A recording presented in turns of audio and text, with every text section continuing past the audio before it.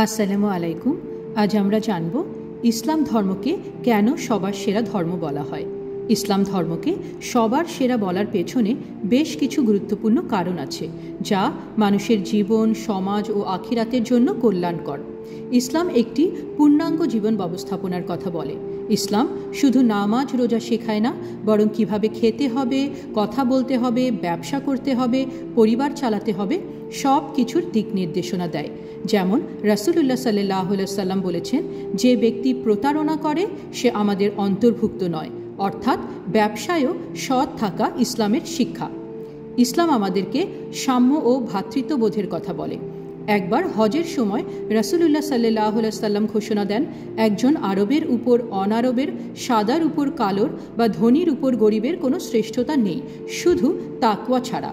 অর্থাৎ ইসলাম জাত পাত বর্ণ ভাষা নয়, বরং মানুষের ভালো কাজ ও খোদা ভীতিকে গুরুত্ব দেয়।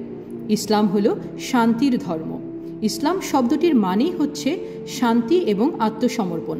ইসলাম যুদ্ধ নয়, বরং শান্তির পক্ষে। কুরআনে বলা হয়েছে, যে একজন নিরপরাধ মানুষকে হত্যা করল, সে যেন সমগ্র মানব জাতিকে হত্যা করল। ইসলামে মানুষের সব অধিকার রক্ষার কথা বলা হয়েছে। ইসলামে বাবা মা, স্ত্রী, প্রতিবেশী, এমনকি পশু পাখির প্রতিও দায়িত্বর কথা বলা হয়েছে। হাদিসে এসেছে, একজন নারী একটি বিড়ালকে না খাইয়ে বেঁধে রাখার কারণে জাহান্নামে গেছে। তার মানে পশুর প্রতি নিষ্ঠুরতাও হারাম। ইসলামে পরকালের প্রতিদানের কথা বলা হয়েছে। ইসলাম মানুষকে জান্নাতের প্রতিশ্রুতি দেয় যারা আল্লাহর পথে চলে। দুনিয়ার কষ্টের পর আখিরাতে চিরস্থায়ী শান্তি, এটাই ইসলামের আশা ও প্রেরণা।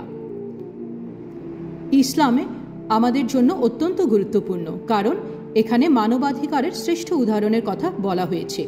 রাসূল সাল্লাল্লাহু আলাইহি সাল্লাম নারীদের শিক্ষা গ্রহণকে ফরজ করেছেন। তিনি বলেন, জ্ঞান অর্জন করা প্রত্যেক মুসলিম নারী ও পুরুষের ওপর ফরজ। তার স্ত্রী আয়েশা রাদিয়াল্লাহু আনহা ছিলেন একজন বড় আলেমা। তার শিক্ষার জন্য হাজার হাজার সাহাবী তার কাছে হাদিস শিখেছেন। ইসলাম চায় না তুমি শুধু ইবাদতেই ডুবে থাকো বা কেবল দুনিয়ার পেছনেই ছোট। ইসলাম বলে, দুনিয়া ও আখিরাত দুটোরই সমন্বয় করো। একজন সাহাবী প্রতিদিন রোজা রাখতেন ও সারা রাত নামাজ পড়তেন। রাসূলুল্লাহ সাল্লাল্লাহু আলাইহি সাল্লাম বলেন, তুমি তোমার দেহের, তোমার স্ত্রীর, তোমার পরিবারের উপর হক রাখো, তাদের অধিকার দাও। ইসলামে জ্ঞানের গুরুত্ব দিয়েছে অনেক আগে, যখন গোটা বিশ্ব অন্ধকার ছিল। কুরআনের প্রথম আয়াতই হলো, পড়ো তোমার প্রভুর নামে যিনি সৃষ্টি করেছেন। ইসলামী স্বর্ণযুগে মুসলিম বিজ্ঞানীরা যেমন ইবনে সিনা চিকিৎসাবিদ্যায়, আল খারিজমি গণিতবিদ্যায়, ইবনে হায়তাম পদার্থবিদ্যায়, এরা আধুনিক বিজ্ঞানের ভিত্তি স্থাপন করেন। ইসলামে ক্ষমা ও সহানুভূতির শিক্ষা দেয়া হয়। ইসলাম প্রতিশোধ নয়, ক্ষমাকে উৎসাহ দেয়। রাসূলুল্লাহ সাল্লাল্লাহু আলাইহি সাল্লাম ছিলেন সবচেয়ে দয়ালু মানুষ। মক্কা বিজয়ের সময় যারা তাকে সাহাবীদের বছরের পর বছর নির্যাতন করেছে, তিনি তাদের সময়কে ক্ষমা করে দেন। তিনি বলেন, আজ তোমাদের জন্য কোনো ভর্ৎসনা নেই, তোমরা সবাই মুক্ত। এই ক্ষমাশীলতা পৃথিবীতে বিরল। ইসলামে আল্লাহর সঙ্গে সরাসরি সম্পর্কের কথা বলা হয়। ইসলামে আল্লাহর সঙ্গে সম্পর্ক গড়ার জন্য কোনো পুরোহিত বা মধ্যস্থতাকারীর দরকার নেই। আপনি সরাসরি আল্লাহর সঙ্গে কথা বলতে পারেন নামাজ দোয়ার মাধ্যমে। একজন গরিব, কৃষক, রাজা কিংবা শিশু, সবার দোয়া আল্লাহ শোনেন সমানভাবে। রাসূলুল্লাহ সাল্লাল্লাহু আলাইহি সাল্লাম বলেন, দোয়া হলো ইবাদতের মূল। ইসলাম একটি পরিপূর্ণ, মানবিক এবং ন্যায়ের উপর প্রতিষ্ঠিত ধর্ম।